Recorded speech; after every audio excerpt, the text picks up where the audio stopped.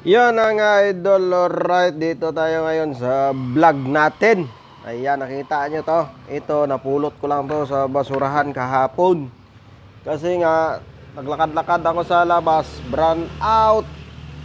So, ito kahapon, ginamit namin ni Ailey. Nung natulog siya, yan sa Ailey, yan, kumakain siya. Brown out. Tapos ginagawa ko, inahawakan ko siya. Ginaganon ko electric fan, tinututok ko, ganyan. Kasi pag ito kasi lagay mo lang idol, yan, nakalapag lang yan, steady. Hindi mo siya payuko, hindi mo siya kung gusto mong paganon.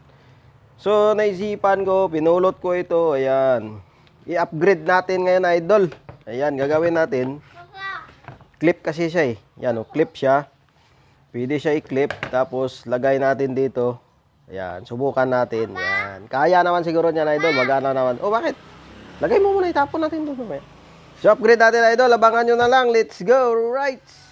Yun na nga idol, ito ng ating DIY kanina, electric pan natin. Ito kasi electric pan na to idol, may kasamang ilaw yan. So, ngayon tinanggal ko yan kasi magastos sa kuryente.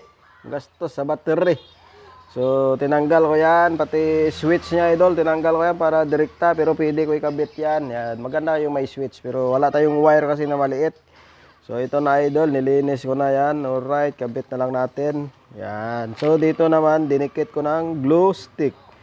Yan, glue stick lang siya idol, pero mukhang matibay naman. Kulang ang ating glue stick, dagdagan ko lang sa susunod pag nasira. Ayusin ko lang sa susunod pag nasira. Si Malayo bilihan dito ng glue stick na sa bayan. So yan idol, pipix na natin. Ayan, maganda na kasi yan idol kasi ganyan na siya. Oh. Pwede siya yuko, pwede siya patayo, pwede siya straight. Yan, so kabit na natin. Let's go.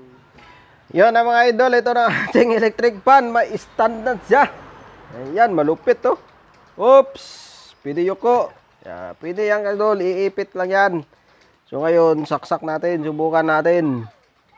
Dito. Yan, saksak natin dito. Ayun.